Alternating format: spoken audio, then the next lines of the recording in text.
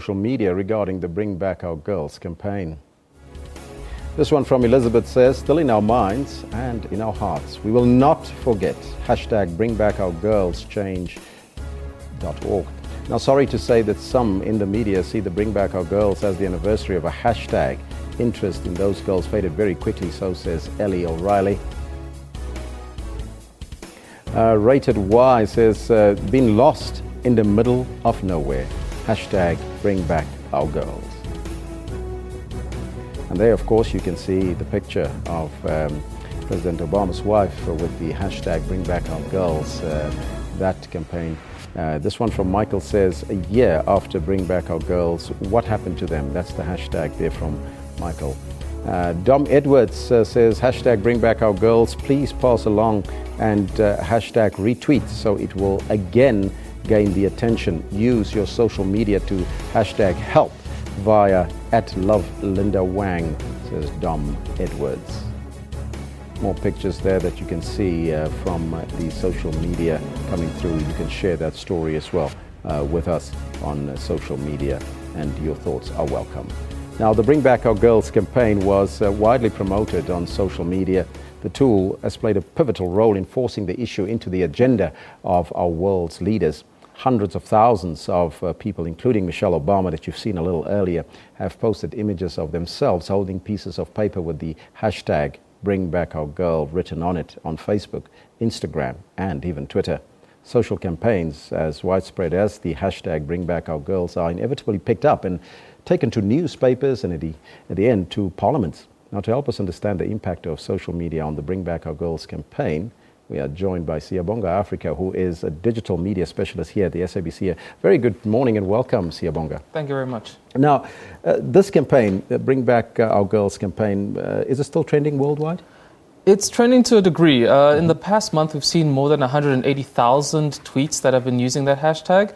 But we have to also bear in mind that when the hashtag actually started last year, it was used more than 1 million times. So that's basically almost like a 90% decrease, in that same space. And why would you think that that would be? Is it because there was no news? Essentially, I mean, in the period between now and then, a lot more incidents happened, like the Charlie Hebdo attacks, the attacks in Kenya, and all of those also sparked their own hashtags as well. And so people's memories and people's attention is very ephemeral in that case. So I think people's attention kind of got swayed into other, hot trending topics. Now, would you say that the hashtag was successful at first in raising awareness and getting other countries involved in the campaign? Oh yeah, it got a lot of Western people interested in terms of the state of the girls and what's going on in Nigeria and Boko Haram, etc. So initially it had a lot of success, and it kind of did put some pressure on the Nigerian government to do something, though what they did is up to question there. Do you think right now, as you said, it decreased by about 90%? Do you think that it will get up to the standard of 1 million, or perhaps half of that? What it used to be? See, the social media is so hard to predict. It's very unpredictable, especially in terms of Twitter and sentiments. So people, if there is a strong enough drive, it potentially could trend again into the millions of retweets. But I honestly don't think it will get to that stage. Let's talk about social media in general. Yes. Not just Twitter. But do you think that Twitter, or social media for that matter, can be used to influence decisions by governments? I think it can be used as a place to galvanize, support and a bit of a groundswell. Whether it can actually influence governments to do anything is a bit of a misnomer. We have a whole lot of historical incidents to look at, like the Arab Spring, which a lot of people were saying that the power of social media made it so successful. But when we look at those events, we find that social media played a small part in it. Like, it got people, of course, talking to each other, and maybe it was used as a tool. But getting the governments to actually do something requires on the ground, people actually doing something, protesting, going up to government establishments and actually forcing decisions. But you do think that social media can galvanize people to come together for a collective item or protest that they used want to correctly, do? it can. Yeah. Now, how's the traffic been on our website, on the SABC News Online, regarding this particular hashtag, Bring Back Our Girls? Has that been busy? Well, anytime there's like a story in Africa, our readers tend to really, come to our site for it. So we did see a bit of a spike in fact, a large spike last year when the hashtag, first trended. And, this year as well, we're seeing a lot more activity in terms of our Nigerian stories. Also, in terms of the Nigerian elections that happened last month. Is there a way that people can really utilize social media in order to get the best out of it and to work towards social causes and actually get real results from it? Is there such a way? There is definitely a way. If you actually know what you're using social media for and you actually position it within, your whole entire strategy so that you can be realistic about the expectations, what you can get out of it, then of course, then you can find success in it. But you can't, say that it's the be-all and end-all of your entire campaign. How easy or difficult is it to take a campaign such as this that starts on a social level and social media and then take it to the ground?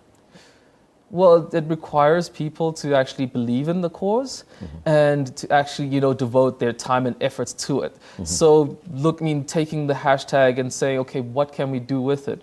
Can we get more support? Can we actually get influencers involved in our cause as well? If we look at locally, what happened with the statues, Roads Must Fall, it wouldn't have gotten as far if they didn't get, political parties like the EFF involved, if they didn't get people actually talking, it would have just been a hashtag trending in Cape Town. But because they actually started galvanizing support on the ground and getting the big guys, backing their cause, it actually led to an actual, real life event. Are there do's and don'ts for social media?